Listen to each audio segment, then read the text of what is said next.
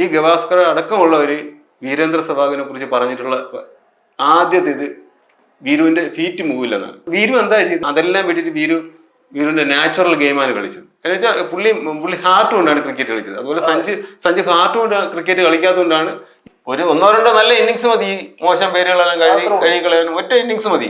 ഇഷാൻ കിഷനെക്കാളും മികച്ചൊരു വിക്കറ്റ് കീപ്പറാണ് സഞ്ജു. അവസരം കിട്ടുന്നില്ല എന്നായിരുന്നു പരാതി. അവസരം കിട്ടിയപ്പോ യുവരാജ് സിംഗിന് വരെ നാണക്കേടുണ്ടാക്കി മലയാളികളുടെ പ്രിയ സഞ്ജു. സ്പോർട്സ് കൊണ്ട് മറ്റൊരു എപ്പിസോഡിലേക്ക് എല്ലാവർക്കും സ്വാഗതം.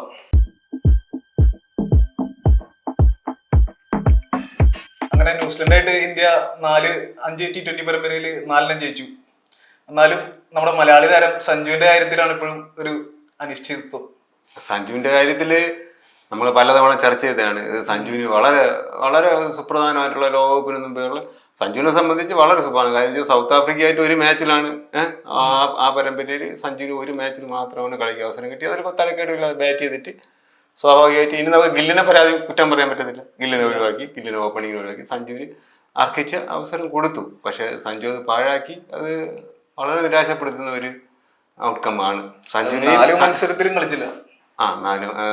സഞ്ജുവിന് 5 മത്സരത്തിലും അവസരം കൊടുത്തു. 5 മത്സരത്തിലും ഒരു കളി മാത്രമാണ്.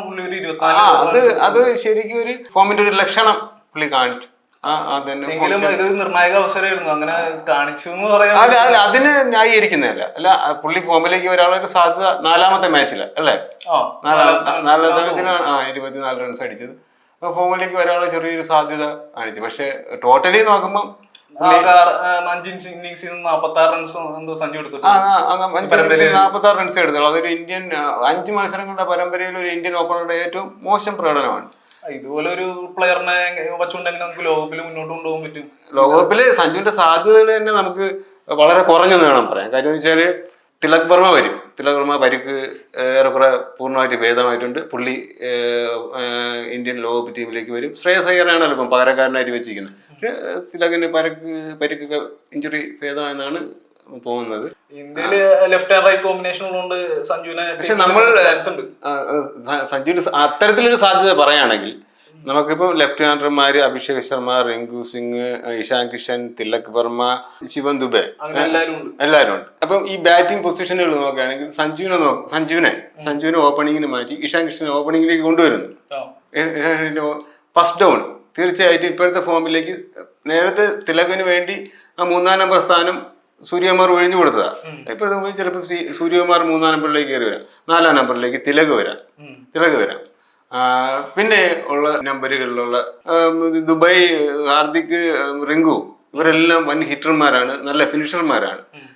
അത്തരത്തിൽ നോക്കുമ്പോൾ ഒരു ലെഫ്റ്റ് ഹാൻഡർമാരുടെ ഒരു അതിപ്രസരം ഇന്ത്യൻ ടീം പരിഗണിക്കുമെന്ന് തോന്നുന്നു.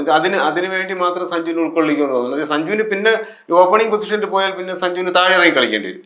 ഒരു ഫിനിഷർ റോള് നിർവഹിക്കേണ്ടി വരും. ഇന്ത്യക്ക് നല്ല ഫിനിഷർമാരിൽ ദുബൈ നല്ല ഫിനിഷർ ആവാൻ സാധ്യതയുള്ള ആളാണ്. സഞ്ജു ഫിനിഷർ റോളിൽ അത്ര മികച്ച പ്രകടനം അതാണ് സഞ്ജുവിന് കാര്യവട്ടത്തെ മാച്ചില് കീപ്പിംഗ് ഗ്ലൗസ് എടുത്ത് ഇഷാൻ കിഷന് കൊടുത്തപ്പോഴേ ഒരു സൂചനയാണ്. ഫസ്റ്റ് കീപ്പർ സ്ഥാനം സഞ്ജുവിന് നഷ്ടപ്പെട്ടു എന്നതിന്റെ ഒരു ടീം മാനേജറിന്റെ ഒരു വ്യക്തമായിട്ടുള്ളൊരു സൂചന പോലുമല്ല, വ്യക്തമായിട്ട് തന്നെ പറയായിരുന്നു. ഫസ്റ്റ് കീപ്പർ സ്ഥാനം സഞ്ജുവിന് നഷ്ടപ്പെട്ടു. ഫസ്റ്റ് കീപ്പർ സ്ഥാനത്തേക്ക് ഇഷാൻ കിഷൻ വരും. അതിന് 218 റൺസാണ് ഇഷാൻ ഈ പരമ്പരയിൽ അടിച്ചത്. ഒരു 15 സെഞ്ചുറി അടിച്ചു. 4 മാച്ചിലാണ് ഇഷാന് അവസരം കിട്ടിയത്. ഇഷാൻ അവസരം കൃത്യമായി വിനിയോഗിച്ചു. അങ്ങനെയാണ് കളിക്കേണ്ടത്. ഒരു ഇന്നിങ്സ്, ഒരു പരമ്പര കളിക്കേണ്ടത് അങ്ങനെയാണ്. ഇത്ര നല്ല നിർണായകമായ ഘട്ടം അത് അങ്ങനെ യൂട്ടിലൈസ് ചെയ്യേണ്ടത് എങ്ങനെയാണ് ഇഷാൻ കിഷൻ കറക്റ്റ് കാണിച്ചു. അത് ശരി തന്നെയാണ്. സഞ്ജുവിന് അവിടെ തെറ്റുപറ്റിയത്.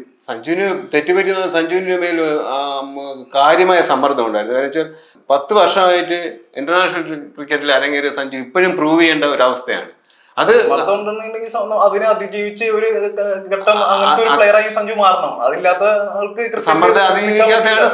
സമ്മർദ്ദത്തിനെ അതിജീവിക്കാൻ സഞ്ജുവിന് സാധിച്ചില്ല എന്നുള്ളത് പുള്ളിയുടെ പരാജയമാണ്. പക്ഷെ തിരുവനന്തപുരത്തെ മാച്ചിലടക്കം ഈ പരമ്പരയിലെ ഓരോ മാച്ചിലും ഇന്ത്യയുടെ മത്സരങ്ങളെക്കാളും ആരാധകർ കൂടുതൽ നോക്കിയത് സഞ്ജുവിന്റെ പെർഫോമൻസ്. അത്തരത്തിലൊരു കടുത്ത പ്രഷർ സിറ്റുവേഷനാണ് സഞ്ജു കളിച്ചത്. അതിൽ ആ പ്രഷറിനെ അതിജീവിക്കാൻ ഒരു ചാമ്പ്യൻ പ്ലെയർ എപ്പോഴും പ്രഷറിനെ തീർച്ചയായിട്ടും അതിജീവിക്കണം. സഞ്ജുവിന് സാധിച്ചില്ല. അവിടെയാണ് കിഷന് അവസരം വരുന്നത്. കിഷൻ നല്ല രീതിയിൽ അത് വിനിയോഗിക്കുന്നു. തീർച്ചയായിട്ടും ലോകകപ്പിൽ ഫസ്റ്റ് ലെവലിൽ ഇഷാൻ കൃഷ്ണൻ ആയിരിക്കും. അപ്പൊ സഞ്ജുവിന് ഇനി ലോകകപ്പിൽ എവിടെ സ്പോട്ട് വാട്ടർ ബോയ് ആവുമെന്നാണ് ഒരു സംശയം. കാര്യം വെച്ചാൽ സഞ്ജുവിന് എവിടെയാണ് നമ്മൾ സ്പോട്ട് വെക്കുന്നത്? ഫിനിഷർ ആവുന്നില്ല, ഓപ്പണിംഗിൽ പരാജയപ്പെട്ടു. എന്റെ ഒരു പോയിന്റ് ഓഫ് വ്യൂ പറയുകയാണെങ്കിൽ സഞ്ജുവിനെ ഓപ്പണിംഗ് ഇറക്കും. ആദ്യത്തെ 1-2 കളി ഇറക്കി പരീക്ഷിക്കും. അതിലും സഞ്ജു ഒരു വലിയ ടൂർണമെന്റ് ഇങ്ങനെ പരീക്ഷണത്തിനൊക്കെ ഇന്ത്യൻ ടീം മാനേജ്മെന്റ് നിൽക്കുമെന്ന് അറിയാൻ പറ്റില്ല. മാറാൻ ചാൻസ് കുറവാണ്.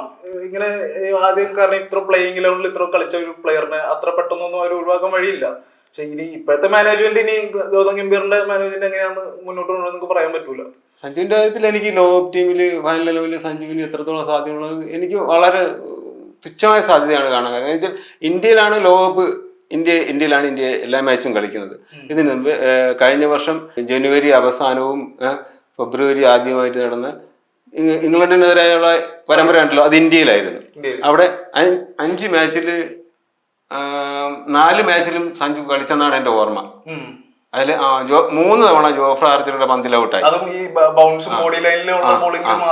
ഷോർട്ട് പിച്ചുകളിലാണ് ഔട്ടായത്. ഷോർട്ട് പിച്ചുകളിൽ മാർക്ക് വുഡിന്റെ ബോളിൽ ഔട്ടായി. ഇവിടെ ഈ കളിച്ചപ്പം ഗെൽ ജാമിസനും മാറ്റ് ഹെൻറിയും ഫെർഗ്യൂസനും എല്ലാം സഞ്ജുവിനെ വളരെ അനായാസം പുറത്തായി കഴിഞ്ഞു. അതായത് സഞ്ജു കളിച്ചതെല്ലാം ഷോർട്ട് സെലക്ഷൻ എല്ലാം ദുരന്തമായിരുന്നു. അത് ഒരു കളി പോലും സഞ്ജു ഒരു നല്ലൊരു ഷോർട്ട് സെലക്ഷൻ കൊണ്ട് ഔട്ടായിട്ടില്ല. ഇതിൽ ആകെ ഒരു സാന്റനർ, ഒരു മാറ്റ് ഹെൻറി പറഞ്ഞ 2 ബോളിൽ മാത്രമാണ് സഞ്ജു ഒരു കുഴപ്പമില്ലാത്തൊരു നല്ലൊരു ബോളിൽ ഔട്ടായി എന്ന് പറയാൻ പറ്റുള്ളൂ. ബാക്കി ഉള്ള കളികൾ സഞ്ജു ഭയങ്കര ലൂസായിട്ട് കളിച്ചത്. അതായത് എന്തോ ഒരു പിഴവ് അവിടെ ബാറ്റിംഗ് ചെയ്യാൻ പറ്റാത്തൊരു കണ്ടീഷനായിരുന്നു സഞ്ജു. ലോകകപ്പിന് തൊട്ട് മുമ്പുള്ള വർഷങ്ങളിൽ ഇന്ത്യയിൽ നടന്ന 10 T20കളിൽ ന്യൂസിലാൻഡിനെതിരെയും അവസരം കിട്ടുന്നു, ഇംഗ്ലണ്ടിനെതിരെ അവസരം കിട്ടുന്നു, വിനിയോഗിക്കുന്നു. അപ്പം സഞ്ജുവിന്റെ സാധ്യതകൾ വളരെ കുറഞ്ഞു എന്നുള്ള കാര്യമാണ്. അതിൽ യാതൊരു സംശയമില്ല. അങ്ങനെയുള്ള സമയത്ത് നമ്മൾ ഇത്ര അവസരം കിട്ടിയിട്ടും നമ്മൾ ഇത്ര അവസരം കിട്ടണമായിരുന്നു ഇത്ര നാൾ പറഞ്ഞുകൊണ്ടിരുന്നത്. ഇത്ര മികച്ചൊരു സുവർണ അവസരം കിട്ടിയിട്ട് സഞ്ജുവിനെ മുതലാക്കാൻ കഴിയില്ലെങ്കിൽ പിന്നെ സഞ്ജു കളിക്കുന്നതിൽ എന്തെങ്കിലും അർത്ഥമുണ്ടെന്ന് പറയാൻ പറ്റും. ഇനി ഈ സഞ്ജുവിന്റെ സാങ്കേതികമായിട്ടുള്ള ദൗർബല്യങ്ങളെ കുറിച്ചൊക്കെ ക്രിക്കറ്റ് വിദഗ്ധർ പറയുന്നുണ്ട്. ബാക്ക് സ്പീഡ് കുറവാണ്.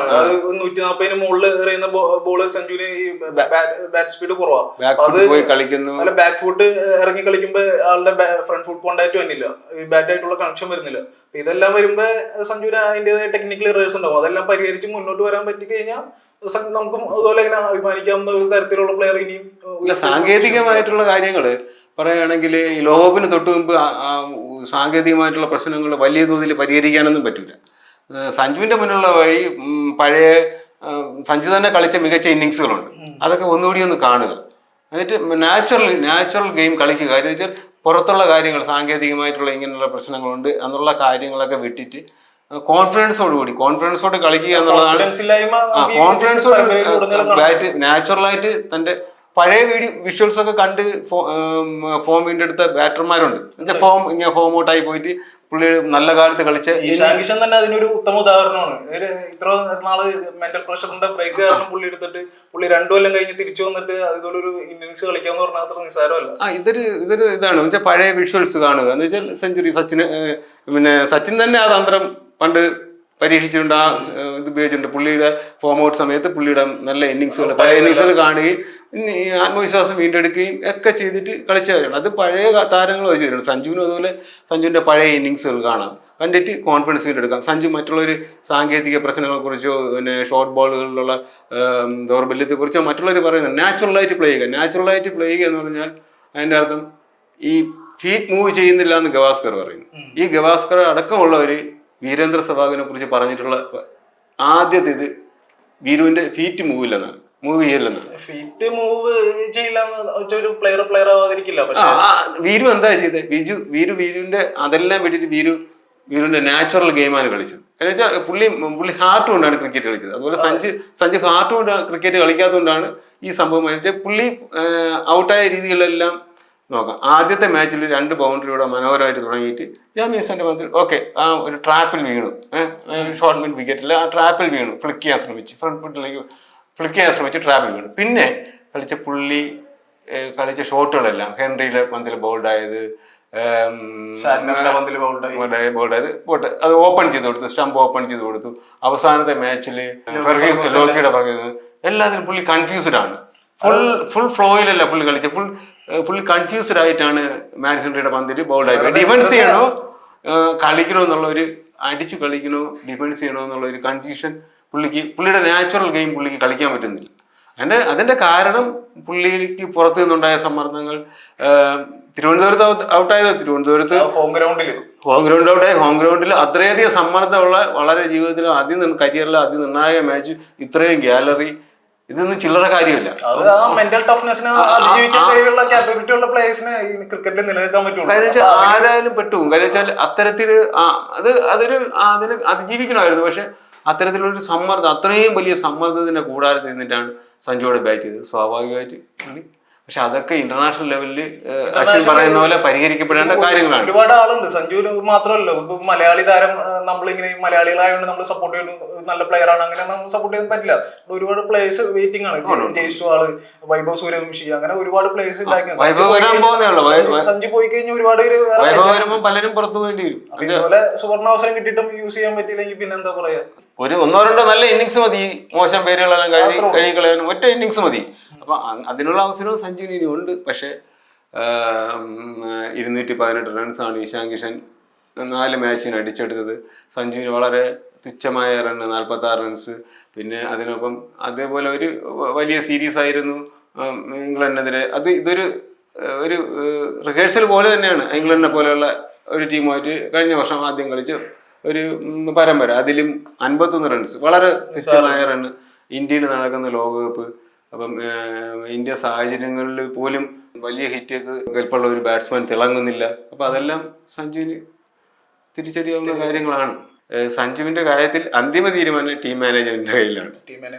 സഞ്ജുവിന് അശ്വിൻ പറഞ്ഞ പോലെ ഈ ഇടംകൈയമ്മയുടെ അതിപ്രസരം ഒഴിവാക്കാൻ സഞ്ജുവിന് ആ രീതിയിൽ യൂസ് ചെയ്യാം എന്നുള്ള രീതിയിൽ ഉപയോഗിക്കാൻ ടീമിന്റെ ഏതെങ്കിലും വിധത്തിൽ ഏത് പൊസിഷനിൽ കളിക്കാനും സഞ്ജു തയ്യാറാണെന്ന് സഞ്ജു പണ്ടേ പറഞ്ഞിട്ടുള്ളതാണ്. അപ്പൊ ആ രീതിയിൽ ഉപയോഗപ്പെടുത്താം. പിന്നെ ഇഷാൻ കിഷനേക്കാളും മികച്ചൊരു വിക്കറ്റ് കീപ്പറാണ് സഞ്ജു. ഇഷാൻ കിഷൻ അത്ര നല്ല കീപ്പർ അല്ല. അപ്പം നമുക്ക് സഞ്ജുവിനെ തന്നെ, ഇഷാൻ കിഷന്റെ ഭാഗത്തിന് പിഴവുകൾക്ക് സാധ്യതയുണ്ട് വിക്കറ്റിന് പിന്നിൽ. അപ്പം ഇഷാന് പോലെ സഞ്ജുവിനെ തന്നെ ഉപയോഗിക്കാം. ഒരു ബാറ്റർ എന്ന നിലയിൽ പറ്റുന്ന രീതിയിൽ നമുക്ക് വിനിയോഗിക്കാം. ഫിനിഷറായിട്ടോ എന്തെങ്കിലും സാധിക്കുന്ന രീതിയിൽ നമുക്ക് ആ സഞ്ജുവിന്റെ സേവനം ഉപയോഗപ്പെടുത്താമെന്ന് മാനേജ്മെന്റ് തീരുമാനിച്ചു കഴിഞ്ഞാൽ സഞ്ജുവിന് അതല്ലാതെ പെർഫോമൻസിന്റെ അടിസ്ഥാനത്തിലാണെങ്കിൽ സഞ്ജു വാട്ടർ ബോയ് പോലെ ആയിപ്പോവും എന്ന് പറയേണ്ടി വരും.